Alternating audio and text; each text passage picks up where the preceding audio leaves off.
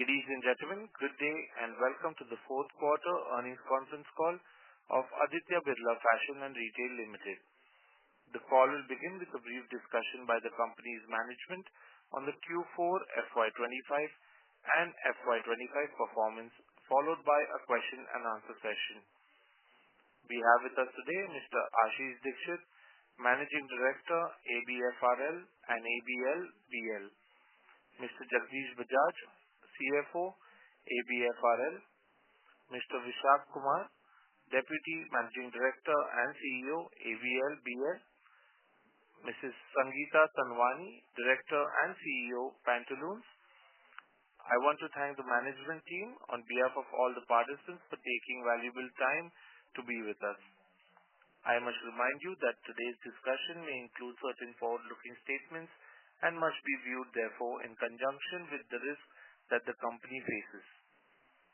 Please restrict your questions to the quarter performance and to strategic questions only. Housekeeping questions can be dealt separately with the IR team. With this, I hand the conference over to Mr. Jagdish Bajaj. Thank you, and over to you, sir. Thank you. Good afternoon, everyone. Welcome to the Q4 FY25 earnings call. Thank you for joining us today. We are pleased to report a strong close to what has been a transformative year for our business. With culmination of our demerger exercise, this quarter marks the beginning of a new era for Aditya Birla Group's fashion business. As two powerful, independent fashion entities now commence their distinct value creation journeys. Let me begin with some key corporate updates for Q4. We successfully completed the demerger, creating two focused fashion powerhouses, Aditya Birla Lifestyle Brands Limited, ABLBL, and Aditya Birla Fashion and Retail Limited, ABFRL, both now set on independent, high-growth trajectories. The board of ABLBL has allotted shares to all the eligible shareholders of ABFRL as per the record date. These shares will be credited within the next 2-3 days, and ABLBL is on track to be listed by the end of June. We successfully raised $490 million of equity capital through QIP and preferential issuance during this quarter.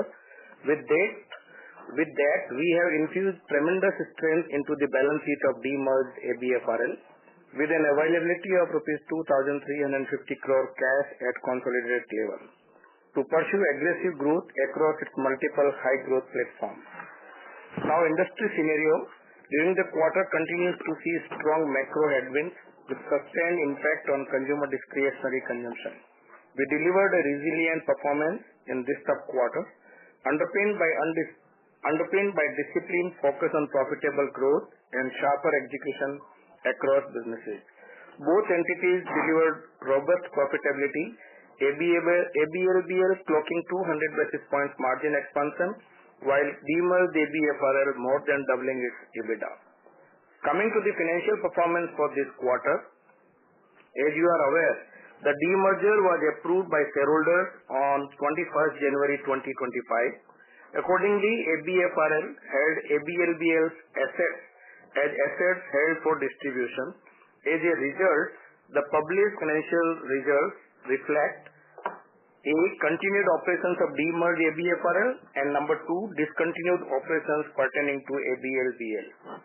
Starting with Aditya Birla Lifestyle Brands Limited, our premium western wear business and home to some of India's most loved lifestyle brands, ABLBL continued to demonstrate a robust and profitable growth trajectory with a marked improvement in performance during the second half of the year. In Q4, the business delivered high single-digit like-to-like retail growth, driven by consistently robust retail execution, continued product innovation, and a sharp focus on enhancing customer experience. At the same time, the company strategically rationalized low-margin channels and enhanced the overall quality of its distribution network. Please note that for ABLBL, depreciation of rupees 148 crore on discontinued operations was not charged in consolidated financials due to asset classification under the demerger. However, ABLBL's own financials reflect full depreciation. ABLBL delivered a resilient performance in Q4 25, posting normalized revenue growth of 3% to rupees 1942 crore. Post considering intercompany elimination adjustment, revenue reported under discontinued operations was rupees 1859 crore. EBITDA stood at rupees 330 crore, reflecting an 18% YOY in growth, and the normalized EBITDA margin, that is ex-demerger impact of elimination, expanded by 200 basis points to reach 17%. For the full year 25, ABLBL reported normalized revenue of rupees 7,830 crore with a normalized EBITDA margin of 16.2%, a 100 basis point improvement over the previous year. Full year revenue under discontinued operations stood at rupees 7,619 crore. The normalized PAT would have been rupees 250 crore versus 168 crore reported, highlighting the strong underlying profitability of the businesses. Below are the adjustments. Gain of rupees 109 crore on account of lower depreciation, net of deferred tax liability, and exceptional loss of rupees 98 crore on account of discontinued Forever 21 operations, hence net gain of rupees 11 crore. Rupees 50 crore operating losses of Forever 21 was also included in reported EBITDA. Rupees 50 crore higher interest in ABLBL from 1st April 2024, which will not be there next year. Net debt of ABLBL at the end of fiscal stand at rupees 781 crore, with repayment targeted within next 2 to 3 years. ABLBL shall be a dividend distributing company at the earliest appropriate opportunity. ABLBL stands today as India's most formidable premium lifestyle brand platform, built on the backbone of strong operational excellence, perfected over years and powered by strong brands, innovation-led culture, and industry-leading talent. Let me talk to you about lifestyle brands. With one of the strongest and most versatile brand portfolios in Indian fashion industry, spanning categories, price points, and consumer occasions, brands continues to set the benchmark and redefine industry standards. Our brands sustained their exceptional momentum, delivering an industry-leading retail like-to-like growth of 9% in Q4, following a very strong 12% L2L growth in Q3 over a network of 2,900 plus stores. This marks the third consecutive quarter of positive L2L performance, reaffirming the salience of these brands amidst Indian consumers and also highlighting the exceptional quality of retail execution. Revenue for the brands grew by 5% YOY to rupees 1,639 crore this quarter, with EBITDA margins expanded by 50 basis points to 20%, underscoring the business ability to drive profitable growth despite a subdued overall consumption environment. For full year FY25, revenue for brands stood at rupees 6,575 crore with EBITDA margin of 19.3%. All our lifestyle brands have earlier surpassed the rupees 1,000 crore revenue mark, with two exceeding rupees 2,000 crore, making them amongst the very few brands in the Indian fashion industry to achieve such a scale. Other businesses include Reebok, American Eagle, and Van Heusen Innowear, posted 3% growth in Q4. Revenue performance was marginally impacted by the closure of Forever 21's offline operations. Importantly, the segment delivered positive EBITDA, highlighting the improving profitability profile. Strategic distribution expansion continues to be a critical growth driver for ABLBL businesses. Over the next 12 months, leveraging its strong cash flows, ABLBL is set to embark on a historic expansion drive with an aggressive retail rollout across its brand portfolios, adding over net 300 stores across the country to accelerate growth and deepen market presence. Now, operating as an independent entity post demerger, ABLBL is uniquely positioned to chart its own value creation journey, combined with a stable, high-margin core, a high-growth emerging brand portfolio, and a strong brand equity with its consumers. The company is strongly positioned to confidently invest in driving growth, innovation, and long-term leadership in fashion and apparel space. Let me now explain to you the performance of Demerged ABFRL. The Demerged Aditya Birla Fashion and Retail Limited continues its strong growth trajectory in Q4 FY25, anchored in a clear strategy of profitable scale-up across its diverse, high-potential business segments. With leadership positions across ethnic wear, prestige and value retail, luxury fashion and digital-first brands, the company remains well-positioned to capture growth in India's evolving fashion landscape. ABFRL's focused execution translated into both top-line growth and significant margin expansion this quarter. In Q4 FY25, the company reported a robust 9% YOY revenue growth, reaching rupees 1,719 crore. Comparable EBITDA more than doubled to rupees 199 crore, up 103% versus last year, reflecting strong operating leverage and efficiency improvement across segments. Reported EBITDA stood at rupees 295 crore with a significant margin expansion to 17.2%.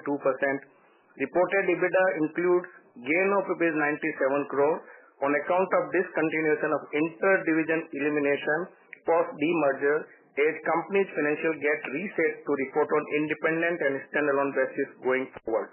For the full year FY25, Demerged ABFRL posted revenue of rupees 7,355 crore, registering a 14% increase over the previous year. The comparable EBITDA margin expanded by 220 basis points to 10.3% amidst a challenging consumption environment. Demerged ABFRL has rupees 2,350 crore cash at consolidated level. With a sharpened brand portfolio, strong balance sheet and margin momentum, ABFRL is evolving into one of India's most versatile, multi-format, multi-brand fashion platform. Let me first cover Pantaloons. Pantaloons segment continued its trajectory of margin-led growth in Q4 FY25, reporting revenue of rupees 885 crore, which were impacted due to 50-plus stores closure in last 15 months. The business achieved a significant EBITDA margin expansion of 480 basis points, reaching 15.1%, its sixth consecutive quarter of margin improvement. For full year, the segment margin stood at 16.9%. Pantaloons format delivered margin of 18% in FY25, highlighting the consistent execution of retail operations across Pantaloons network, along with lower markdowns, improved private label share, and disciplined cost optimization efforts. Style Up, our value retail format, maintained its strong momentum, expanding its footprint to 46 stores with 7 new additions during this quarter. The format posted 70% revenue growth for the full year, showcasing growing consumer acceptance and setting the stage for further scale-up in FY26. The recent fundraise will be partly deployed to expand the network to over 300 stores in the next 3 years. Ethnic business. Our ethnic wear business has firmly established itself as a powerful growth engine within ABFRL's portfolio. Today, we house the largest and most comprehensive ethnic brand portfolio in the Indian fashion industry, spanning designer-led and premium segment. This scale, combined with sharp execution and deep consumer resonance, has enabled us to consistently deliver double-digit growth across quarters. In Q4 FY25, the ethnic wear segment reported revenue of rupees 564 crore, registering a robust 90% YOY growth. Profitability also improved sharply, with EBITDA margin expanding by 700 basis points to 10.1%, supported by margin improvement across the brand portfolios. On full year level, ethnic portfolio revenue stood at rupees 1956 crore, with peak losses behind us. Further scaling of the ethnic portfolio shall drive profitability improving going forward. Our designer-led ethnic portfolio, which includes Sabyasachi, Tarun Tahiliani, House of Masaba and Shantanu Nikhil, delivered an exceptional 46% YOY growth in Q4, with EBITDA margin exceeding 20% in the quarter. Most of our designer brands recorded their highest ever quarterly revenue in Q4, as they continue to strengthen their position as India's leading aspirational fashion houses, reaffirming our strategic thesis of building a distinctive and high-potential designer brand portfolio. Within the premium ethnic wear space, Tatva posted another strong quarter, leveraging the peak wedding season to drive over 50% YOY sales growth and 12% like-to-like growth. The brand continued to strengthen its presence in key wedding markets, and build traction with Indian consumers. The current network of around 70 stores is expected to scale to over 200 stores over the next 3 years. Meanwhile, TCNS saw a revenue decline during the quarter due to ongoing distribution rationalization. However, the brand reported 4% L2L growth for the full year, signaling improving consumer acceptance of new product lines. With the rationalization phase nearing completion and merchandise significantly refreshed, TCNS is now well positioned to deliver sustainable and profitable growth in the medium to long term. We expect to see significant EBITDA improvement in FY26, with the TCNS portfolio projected to turn pre-Ind AS EBITDA positive by FY27. Our luxury retail business, encompassing the collective and mono-brand formats, grew by 11% in Q4 FY25, driven by strong e-commerce performance. The portfolio has consistently delivered double-digit growth, accompanied by steadily improving profitability. Our digital-first brand portfolio under TMRW delivered 27% YOY growth in Q4, along with margin improvements. This sustained momentum reinforces our confidence in the long-term potential of digitally native brands as we continue to scale through innovative product offerings, curated offline presence, and focused investment in brand equity tailored for young aspirational consumers in India. To conclude, even in a tough consumption environment, our businesses have demonstrated strong resilience with consistent margin improvement across the board. With the demerger behind us, we now stand as two focused, well-capitalized entities, each poised for its own high-growth journey. ABLBL, backed by a robust portfolio, over 3,200 stores, and healthy free cash flows, is positioned to double in scale and expand margins meaningfully over the next 5 years, with 300-plus stores already in the pipeline for FY26. ABFRL, with a sharpened brand portfolio, a comprehensive diversified play across high-growth segments, and a gross cash balance of Rs 2,350 crore, is set to unlock the next phase of growth, targeting a 3x revenue scale-up and 2x margin expansion over the next 5 years. Together, we are building two future-ready fashion platforms, resilient, profitable, and primed for long-term value creation. We are open to questions now. Thank you. Thank you, Mr. Bajaj. We will now begin the question and answer session. Anyone who wishes to ask a question may press star and one on the touchtone telephone. If you wish to remove yourself from the question queue, you may press star and two. Participants are requested to use handsets while asking a question. Ladies and gentlemen, we will wait for a moment while the question queue assembles. Our first question comes from the line of Ashish Dikshit with Citi. Please go ahead.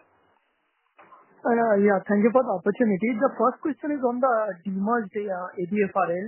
Now, when I look at the guidance, you're talking about doubling the margin. Now, full year FY25 post-Ind AS margin is 9% excluding the other income. And if you have to take it to, say, 18% in the next 5 years, what will drive this? Because Pantaloons, it's at around, say, 16 to 17% margin. So, do you see what will be the bridge for at a company level going to 18% margin? The second thing on the Pantaloons is, part of that is the outside view is that when you look at the margin expansion, it's also driven through a closure of this underperforming stores, almost 50 stores in the last 15 months. Now, say in the next 1.5, 2 years, as you start to open new stores, what is the sustainable margins for Pantaloons? And the third question is on this 97 crore adjustment. Is it fair to say that this inter-segment, which is now not getting adjusted, this is predominantly sitting only in Pantaloons, because within Pantaloons you would also sell the lifestyle branded merchandise. So is that understanding correct? So let me take Q3 first. 97 crore is the elimination or writing up of the inventory in line with the purchase price of Pantaloons. So this is a one-time adjustment, which was earlier knocked off as an inter-unit division. Now it will not be there going forward because both are independent companies. And on long-term margin guidance and Pantaloons margin, Ashish? Ashish, I think we have put out a longer term guidance for each of our business segments in the last analyst meet that we conducted. It's in public domain, so you can look at some of those numbers to get a reference on that. But coming to demerged ABFRL entity, the primary, I would say the largest uptake in margins will come from turning the businesses which are currently negative EBITDA and taking away from the profitability. Notably parts of ethnic businesses, TCNS being the largest, Tasva being the second, and tomorrow being the other businesses. These are businesses which are actually suppressing the margins that other profitable businesses make. And that would be the largest. Of course, there will be margin expansion in some of the other businesses as well. But I think the significant part of this will come from turning around the businesses which are currently loss-making. On the question of Pantaloons margin, Ashish, I think while your observation is correct, we've shut 50 stores. The cumulative impact on EBITDA for these stores is not much. A lot of stores have not been shut because all of them are loss-making. Many of them have been shut because either they were too small, not in line with the strategy. Some of them were such that we didn't feel we'll be able to turn them around meaningfully enough to profitability. The large part of profit improvement in Pantaloons has come from margin expansion, which is gross margin expansion, which is function of lower markdown, which in turn is a reflection of better product, apart from better planning. So it's not that we have shut the stores and therefore margins have expanded. I think a larger part of margin expansion has come in underlying businesses through more long-term sustainable pieces. The margin for the Pantaloons segment as we report, which includes the Style Up, as you can make out, has moved significantly. Jagdish mentioned for 6 consecutive quarters we have shown margin improvement. On a full year basis also the margin has got for the segment closer to 17%. For Pantaloons format itself, obviously you would know margins is even higher. I still believe there is a long runway. I think a lot of good work has happened in Pantaloons. There is a long runway currently from where we are for Pantaloons also to expand its margin. We think at least 300 basis point improvements from here is pretty much something that we will look to target in next couple of years. Sure. So that's helpful. I will come back in the queue. Thank you. Our next question comes from the line of Karima Mishra from Kotak Securities. Please go ahead. Hi. Thank you so much for the opportunity. First question, Demerged ABFRL has started off with a net cash balance, right? So would this current cash balance be sufficient to fund the planned expansion and investment across the different business segments in this company? Yes, Karima. I think as Jagdish mentioned, we are sitting very well capitalized for the growth ambitions. Due to an emergency, it For is necessary to evacuate the building. Please leave by the nearest exit. Attention please. Sorry, there's some announcement in the building. Just give us a few minutes. The building. Yep, no worries.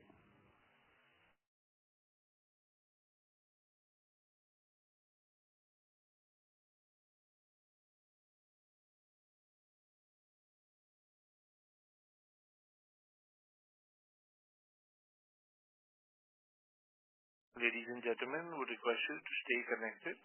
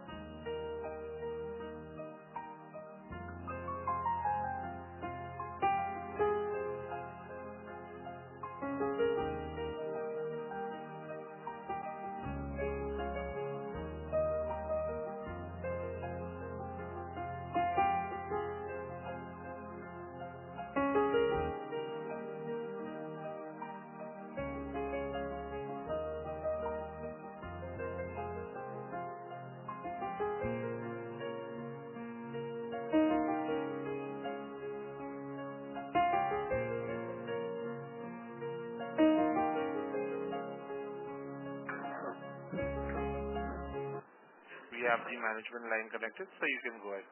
Sorry, all those who are on call, there was some emergency alarm, so we were stuck with that. Ashish, you were explaining about real capitalization of our company. Yeah, Garima, coming back to your question, as Jagdish mentioned, there is sufficient capital, close to 2,000 crore plus, which is lying as a gross cash in the ABFRL subsidiary. You would also know that we are looking to raise capital separately tomorrow, which would be required to fund that part of the business. So we feel adequately capitalized to drive this over the next 3-4 years. All right. And you did mention that the process of finding an external investor for tomorrow is on. Is there any timeline you have in mind as to by when you think this process might see some result? Sometime this financial year.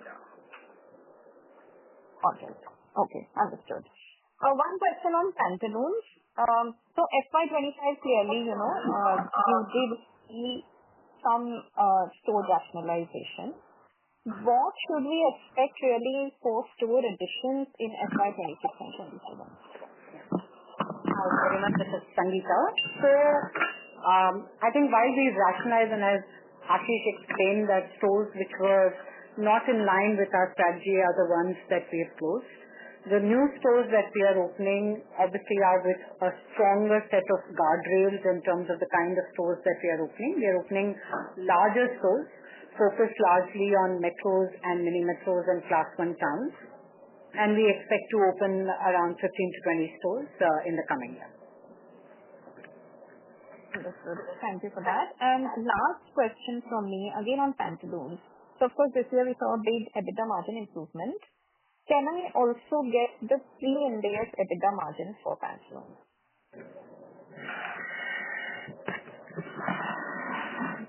Garima, we will declare segment-wise pre-Ind AS margins at a periodic frequency.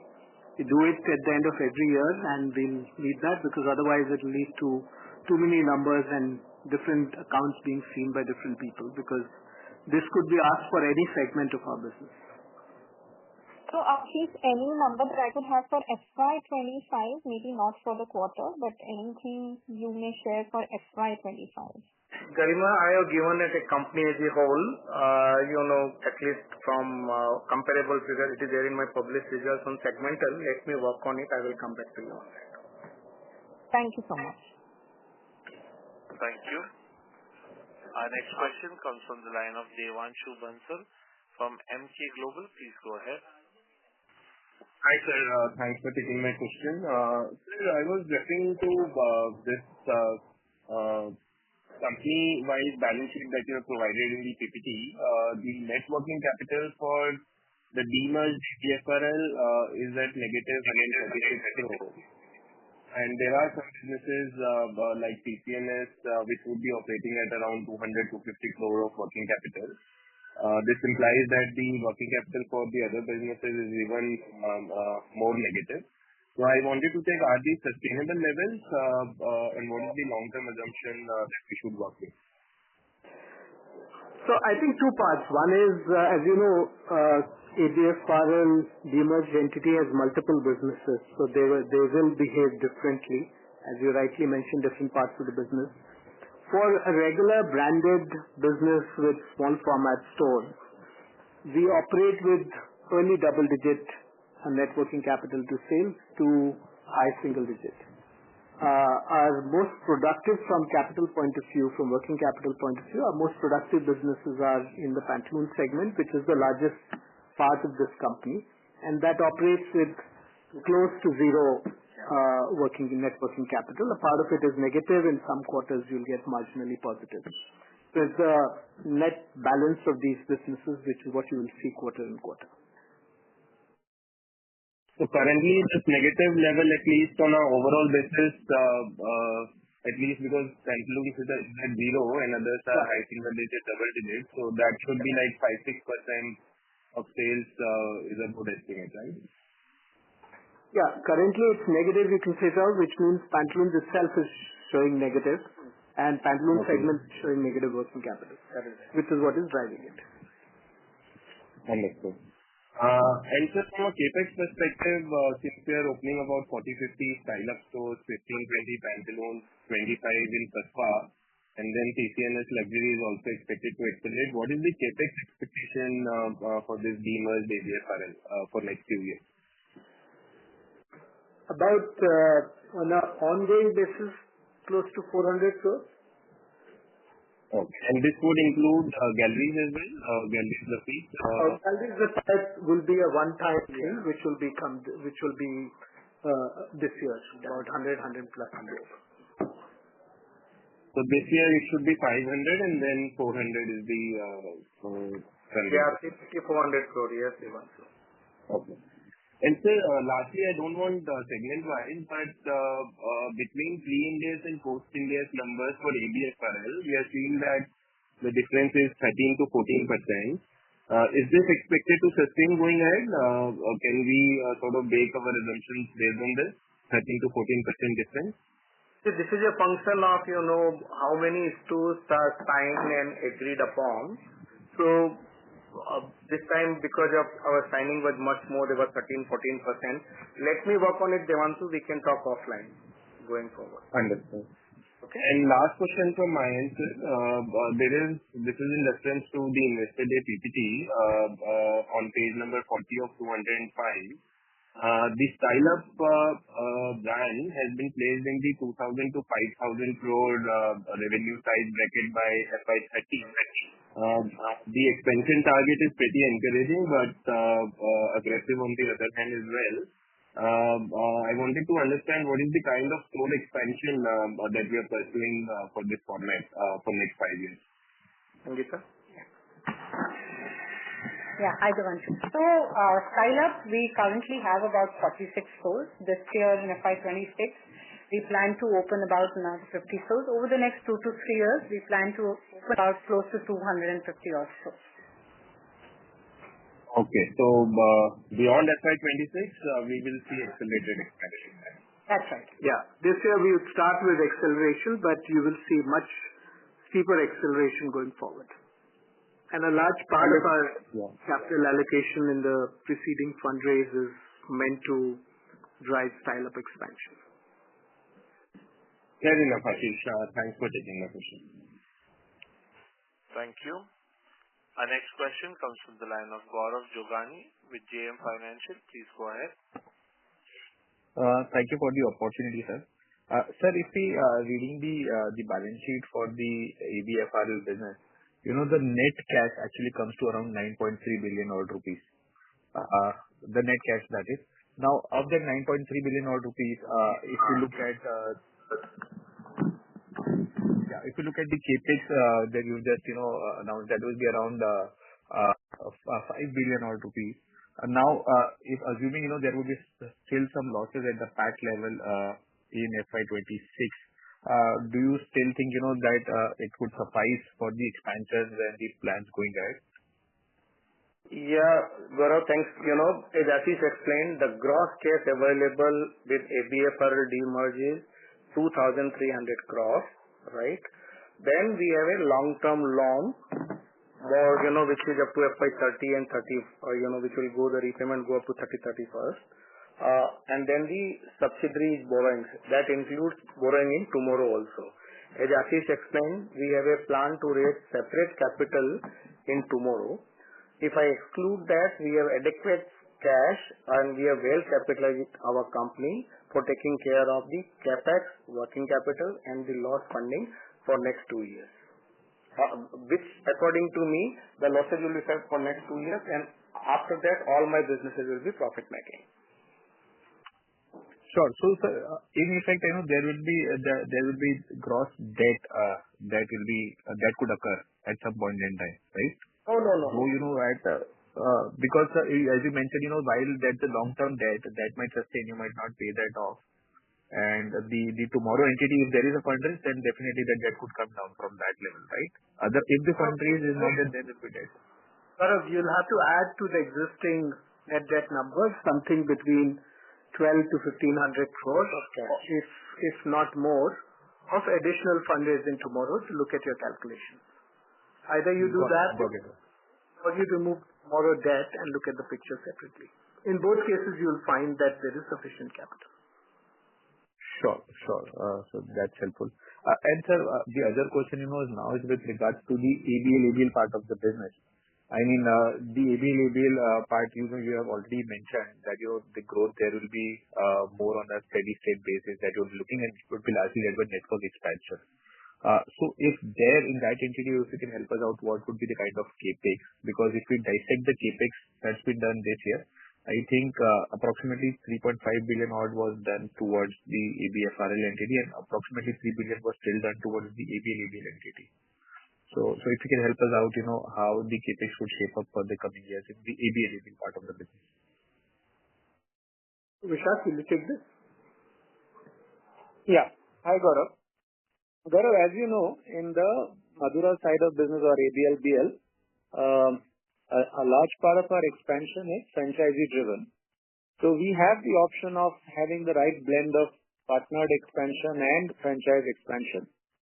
This year, like Jagdish was mentioning earlier, we have planned an aggressive expansion plan, which also includes significant CapEx-driven expansion. But that's a choice that this organization will always have of how much to do as own CapEx-driven expansion versus franchise-driven expansion, right? So this year, we plan to open about 300 odd stores, 300 plus stores. And maybe out of that, 200 would be driven by our own CapEx and rest would be partnered. So that's the kind of CapEx that we would require. Sure. And Vishak, this 200 that you mentioned, the own driven, that would be, I'm assuming, would be including the Reebok and the Van Heusen EBOs also. That's right. So Reebok is included in this. Van Heusen Innerwear is largely partner-driven expansion. There is not too much of own expansion in the Van Heusen Innerwear business. Okay. And has the factory CapEx, that was supposed to be done for this entity, it's been done, or it still will be incurred in FY26? Yeah, a large part of it is already complete, Gaurav. So it's a small part remaining, but a large part of the expenses already incurred last year. So Vishak, would it be prudent to assume, at least similar amount of CapEx that's done in 25 to sustain in 26? Sorry, in overall, are you saying factory? Sorry, Gaurav. The overall CapEx for ABLBL for FY26. This year would be more. Gaurav, it would be more in retail, not so much in manufacturing. We don't have CapEx, but retail would be more because this year we've chosen to have a significant aggressive expansion. A large part of that you will see in fruition in H2 of this year. So this year would have a much higher retail expansion CapEx component as compared to last year. Sure. And just lastly, on the ethnic piece of the business, I mean, if you can help us out, how much profitability on a steady state basis could be expected in the business? Because, the margins that's been shared are on the post-India basis, and, rental being the higher part of this part of the business doesn't give a true picture of the profitability here. So some color on this directionally could be helpful. So sorry, Gaurav, before I pass it on to the others for the ethnic part, just to give you a number in case you're looking for a number, about 250 crores of CapEx this year, in case you wanted that. Sure, that was helpful. That was helpful. Yeah.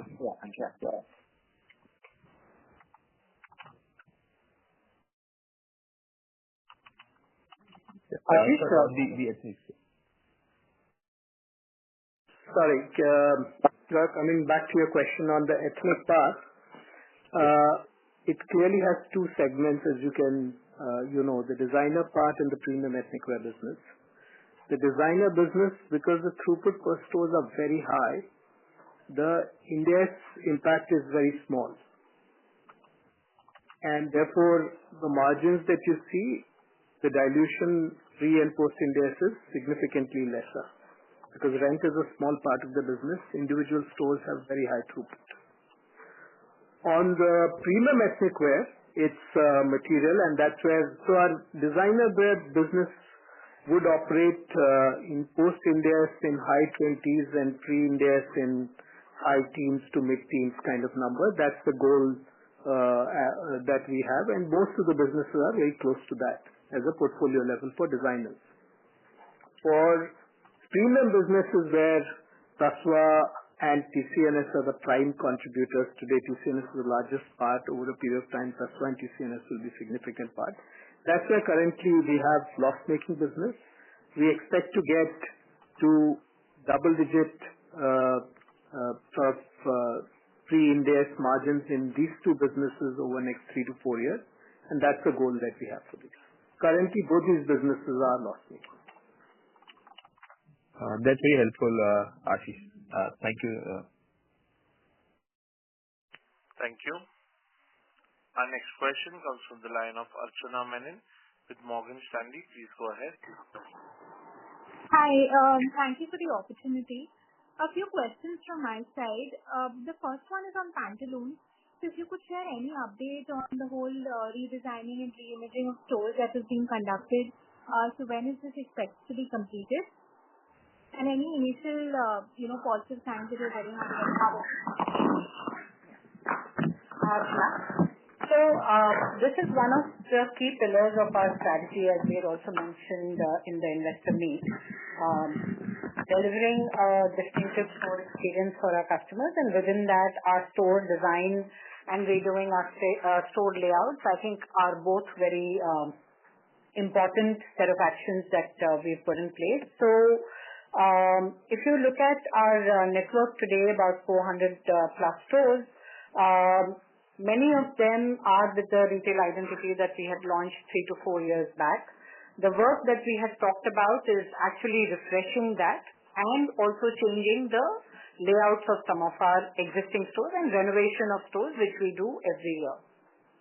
The change of layout has already happened in close to about 30 stores. It has just happened about 4 or 5 months back as we started this season. And the new retail identity, which is going to be, again, a refreshed retail identity, which is on international benchmarks and something that we believe our customers will notice and will be in line with our brand strategy. That is work in progress, and that should be rolled out in the next 2 months. Perfect. Thank you. The second question was on Style Up. So the value fashion space obviously is very, very competitive right now. So how are you looking to differentiate versus some of your peers? Right. So I think clearly there are opportunities that we have identified and which has driven our thesis on Style Up. At this stage, I think too early for us to lay out each one of those elements. I think Sangeeta did cover some of it in our annual presentation that we made. I don't think we have significant more at this point to reveal. Got it. And on the ethnic side for Tasva, so you mentioned plans to expand to around 200 odd stores. So which markets would this be focusing on? And also, if you could share some details around how the older stores are doing in terms of revenue throughput. So as you could make out in this market also, the business is growing at very high double digit, which reflects the sort of positive consumer sentiments that are towards the brand. We currently have about 65, 67 stores. The remaining stores also would be largely in the bigger cities. We think the capital productivity is much higher in these cities, and therefore we'll operate primarily in top 60 to 70 markets. That's right. Got it. And anything on the revenue throughput for your mature stores? So it's very different. A store in South Delhi versus store in Jaipur, the rents are very different revenue, so there's no point in harmonizing each of these elements. Obviously, these stores are profitable for us to give us the confidence to expand this business. We grew this business by 50% this year. Last year, we'll grow by another 50% this year. That's the kind of momentum we are seeing in the brand. Understood. And sir, just last question from me. Any color you can share on how demand trends have been in general over April and May? Are you seeing any signs of a pickup? I can't say, underlying demand is very different. Of course, there are wedding dates which have come in this quarter versus last year. To that extent, the wedding parts of the businesses have the benefit of those dates. But I don't think that reflects the underlying state of the economy and consumption situation. Understood. Thank you so much for taking my questions. Thank you. Our next question comes from the line of Kunal Shah from Jefferies. Please go ahead. Hi, thank you for the opportunity. My first question is on Pantaloons. So you mentioned opportunity for 200-300 bits margin expansion over the coming few years. Does this also include any potential, let's say, lower margin operations that you'll have in Style Up over the coming years, or this is just Pantaloons format? And do you expect meaningful losses or lower in Style Up in the coming years? No, I was referring more to Pantaloons margin. This question was more specific to Pantaloons format, so I was responding more to Pantaloons. Style Up will have its own journey, Kunal. As I mentioned, we have a large part of our thesis of growth in this company is built around opening up that value end of the market for us. We look to open about 250 to 300 stores as we go forward, and a part of that would entail a little bit of margin dilution on the segment itself, perhaps in first 12 to 18 months. Understood. The second question is on ABLBL. Beyond lifestyle brands, if you see, growth has been a bit muted for the last few quarters now. I did hear a comment that it was marginally impacted this quarter by fast fashion business being there in the base. But any sense you can give on which parts of the portfolio beyond lifestyle brands are growing well, which are struggling, and what's the outlook for the next year? Vishal, please take. Yeah. Hi, Kunal. Kunal, if you look at the outside of lifestyle, what we've got American Eagle, we've got Reebok, and we've got Van Heusen Innerwear. Apart from that, we also had F21. So significant amount of the sales growth delta that you would see is because we were scaling down F21, and you would see the impact of that. Now, if I were to take the other three segments, American Eagle has been on a steady growth path for the year. It's been a significant double-digit growth path for the year.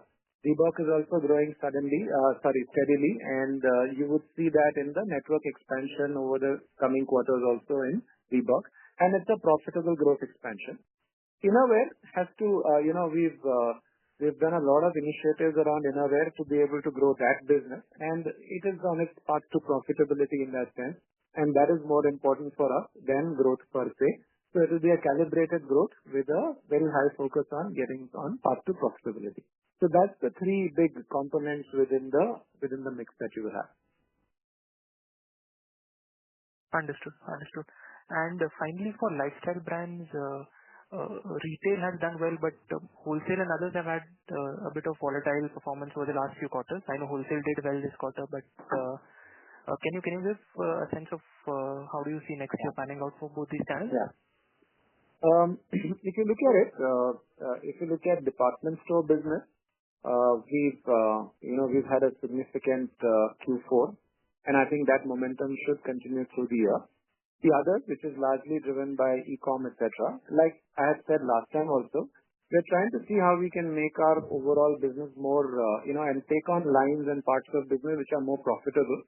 So what is in terms of greater emphasis on profitable growth than growth per se in some of those segments. I think that trend is something you should see continuing. So a large part of our growth has to be fueled by retail, followed by department stores and other trade business. E-com we will grow steadily, and we will grow through a profitable growth model. And that's how we're working with various partners to be able to drive that agenda for profitable growth. Understood. That's all from my side. Thank you. Thanks, Kunal. Thank you. The next question comes from the line of Sameer Gupta from IIFL. Please go ahead. Hi, good evening everyone, and thanks for taking my question. Sir, firstly, just wanted some color on Sabyasachi. This is a very large business now within ABFRL, and I believe it's a more profitable business. So growth of 15% in FY20 in fourth quarter. Can I have the number for FY25? How much it has grown, and how do you look at growth in this particular segment going forward? Are you planning to add more stores? Is it all L2L driven? Something on this aspect.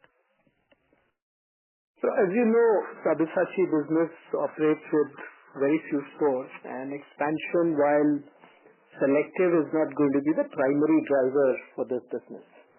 The business is growing at early double digit this year, but an addition of a store here and there can sort of change the trajectory a little bit. Over a long period of time, we believe this would be closer to 20% growth business over 4 to 5 years, with few years being higher if you add a store and few years being lower than that.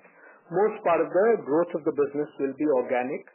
It's a luxury brand, perhaps India's only true luxury brand born in this country, which has a stage and potential to grow globally. We are not trying to rush this journey because it's incredibly valuable, and luxury brands take their time to grow, and we will be patient with that growth. Got it, sir. And anything on the pre-Ind AS profitability here in Sabyasachi? Very profitable is all I can tell you, and I'll leave it at that. I think we don't want to give segmental profitability at that level, but very, very profitable. Fair enough. So let's look at overall profitability then. EBITDA loss of 180 crore in FY25. Now, given where we are, when do you foresee to break even on this number? Is it FY27? Is it beyond that? You are talking of the full company? ABFRL, the demerged entity. Excluding TCMS, Sameer, excluding tomorrow, we will be EBITDA positive next year. I think there is a part of the business because multiple moving parts. Tomorrow is something that we still have some journey to cover, but I think all other businesses cumulatively and together would be profitable next year. And independently, every business would achieve profitability by FY27, with perhaps tomorrow being the only business which might take a year more. Got it, sir. One more last question, if I may. On the innerwear portion in ABLBL. Now, we've been in this segment since 2016, and we are at a ballpark 550 crore of turnover today, and it's still a loss-making segment. So, first of all, I mean, do you feel this business, the way it has been run over the years, it has met your expectations when you started out initially?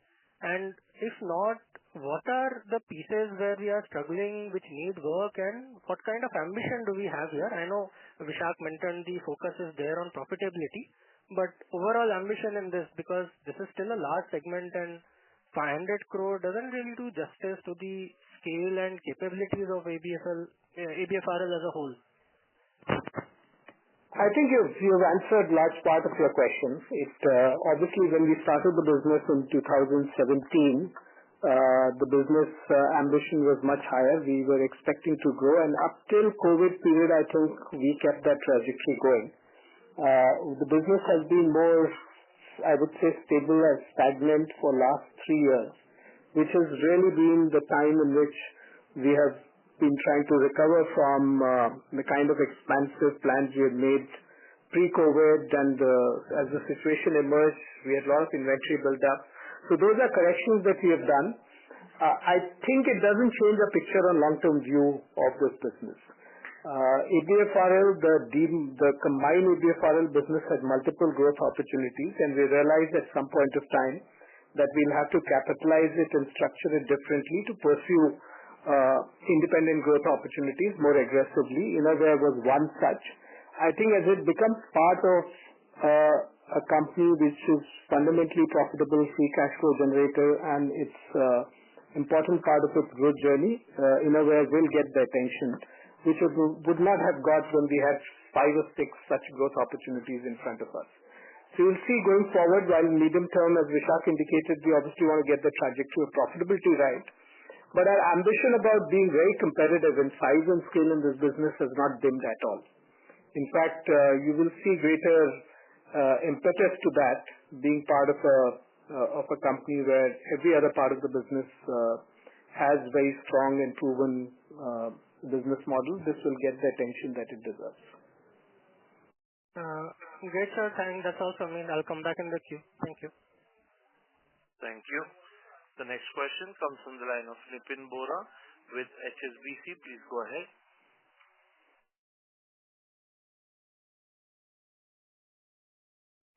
Nipin, your line has been unmuted. May I request you to unmute your line from your side and go ahead with your question?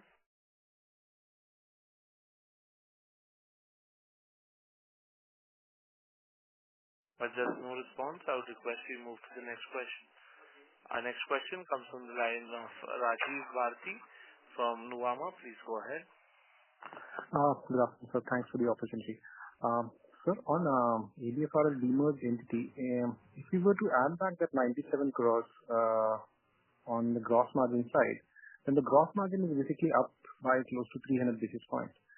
And on the post-Ind AS EBITDA is, adjusting to the same thing, is up by 410. So the cost of retailing, which is the gap between the two, is up by 130 basis points. And this includes your store closure effort and also, you said leverage on procurement stuff. But 130 basis points for the entire bit. Is there more juice left here, which will probably, we'll see in the subsequent quarters, or this is it?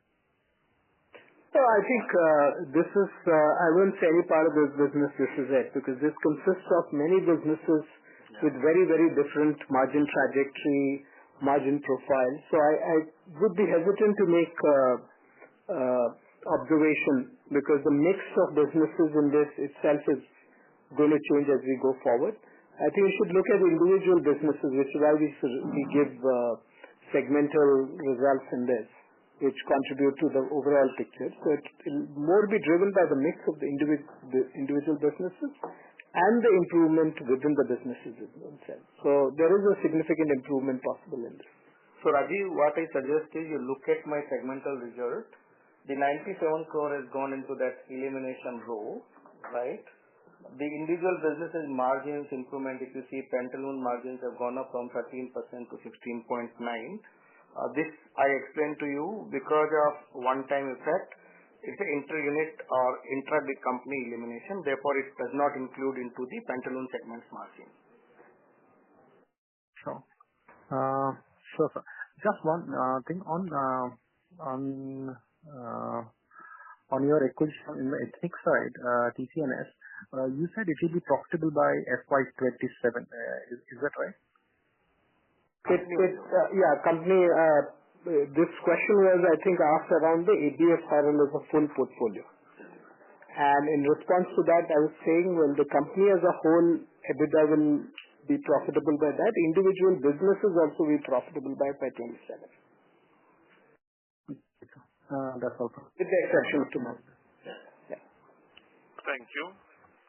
The next question comes from the line of Rajit Agarwal from Nilgiri Investment Managers Private Limited. Please go ahead. Good afternoon, sir. Congratulations on good operational performance across both the entities. I just have quick clarifications on 2 or 3 items of both ABLBL and ABFRL. First is the interest cost, which still continues to be high despite the repayment of debt. So do you see the run rate same as going forward for the next couple of quarters as well?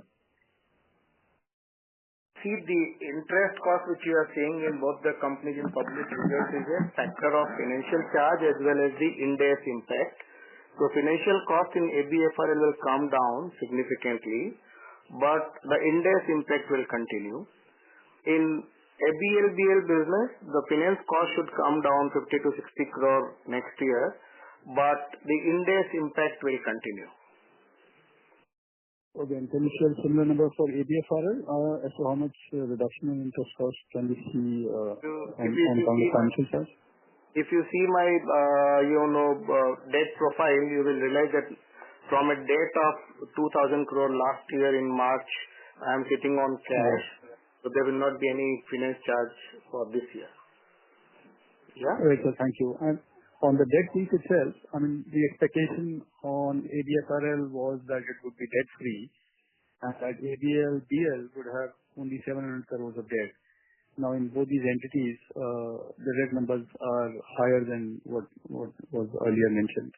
No, but ABFRL, I said that at console level, I have cash of 2,300 crores, right? Right. I agree, sir. So I'm not concerned as such on the total debt or net debt piece. Would like to understand how do you see this? I mean, this debt will continue on the books and along with the cash, of course. Yeah, because these are long-term loan, contracted at a very attractive rate. So we want to continue, and lenders also wanted to have, continuity. So we'll continue. Fair enough, sir. And on the last bit, the depreciation that you mentioned that 148 crores has not been accounted for. Now, if we were to include that 148 crores, would that imply that ABLBL would have shown some loss in Q4? No. I explained to you that my reported 150, you should read that the PBT normalizes 250 crores. ABLBL I'm talking about, because the depreciation impact is only in ABLBL. Yeah? Right. Okay. Also, the profit would have been higher. That is right.